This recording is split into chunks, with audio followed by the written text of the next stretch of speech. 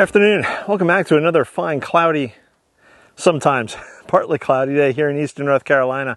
And as you saw, I built my first birdie bed that then finishes off this section of the vegetable garden.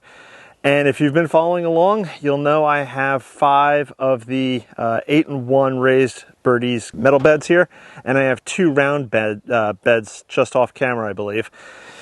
Either way, so the first one is built. I still have to fill it. And to fill it, I will be putting a lot of the wood chips that I have still laying around into it.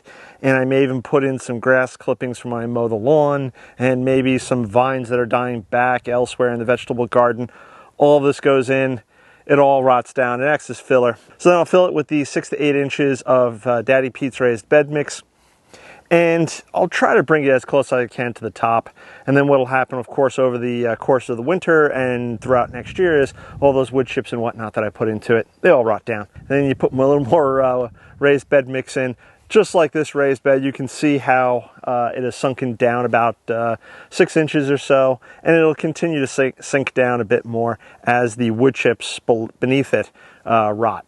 Which is fine. Again, if I'd put like logs into it, the same thing would be happening, maybe just a little slower. You can, again, put any sort of fill you want into the bottom. I wouldn't fill the whole thing unless, you know, you're Bill Gates and you have just more money than you know what to do with raised bed mix. But yeah, most plants, vegetables and flowers and whatnot, usually need about 6 to 8 inches of a good medium to grow in. So that's what we do here. My wife's bed over here, because we just planted some garlic into it. My wife bought a chestnut red hardneck garlic. Never grown it before, never had it before, so it was something that she wanted to do, so she went out and bought it. She planted up this half of the bed with it. This is her birdhouse gourd, and that will be probably, you know, once the first frost hit, you know, it'll die back. But she has some wonderful gourds, and when we go to harvest those gourds, again, we'll show you all. I'll show you all that good stuff. Speaking of my wife, huge thank you to her helping me carry this bed in. I still have 3 more beds to go that my wife got me recently. I did a whole video on that, so if you want to go back and watch that video. The other 3 beds are going to go behind you guys on the other side of the veg garden, and again, I'll do videos on that and all that stuff. One thing I think I am going to do, and let me know your opinions below. Leave a comment, please. Not enough of you leave comments, and I know a lot of you watch these videos. I'm going to do a detailed, thorough how-to of building one of these birdies beds and any and all of the tips and tricks that I've learned along the way. If you'd like to see something like that, leave a comment below. If you just like, no, Jason, don't do that. That's horrible. Again, leave those comments below. Let me know what you think. But today, as well as getting this bed in place and showing you that, I'm going to do a little something that I said I was going to do a while ago. We're going to have fun with a drone. That's right. We're going to get this drone up in the air, and I'm going to talk about a little bit of the layout of the vegetable garden and the flower garden too, and get some cool drone shots. So let's do that now.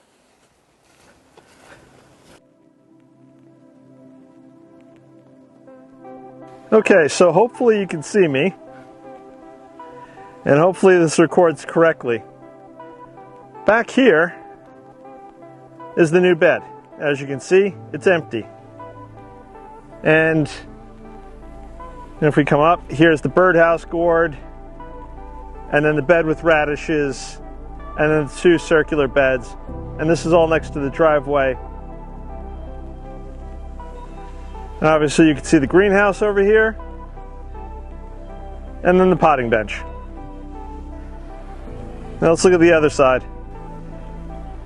Over here, I have my 8 raised beds, the wooden ones.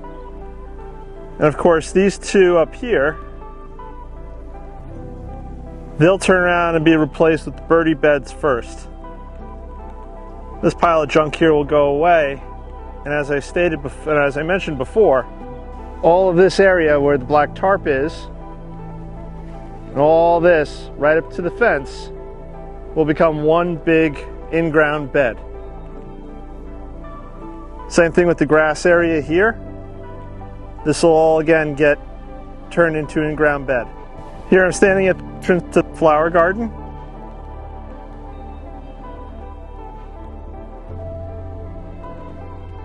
Over this way that I'm in front of now And if you could use your imagination, I'll be continuing the beds down along this way, similar to what I have on the other side. Over here, I'm in the corner of the flower garden. And as you can see here, this is the new section that I'm expanding on into.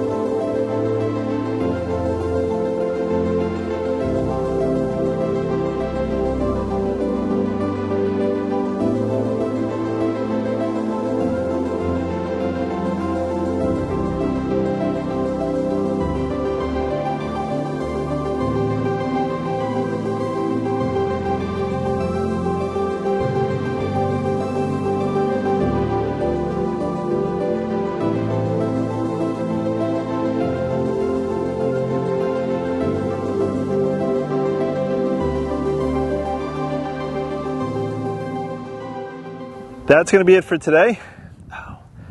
Hope you enjoyed the drone footage. Hope it all worked out in the end. If you have any questions, comments, etc., please leave them below. If you'd like, go over to my website, growingaggreenfinger.com. Check out my blog. It's under Garden Ramblings. And I think that's about it. Please check out all the links below. I always forget to say that. Please check out all the links below in the description. And I think that's about it for today. I'm going to catch you on the next one. Bye-bye.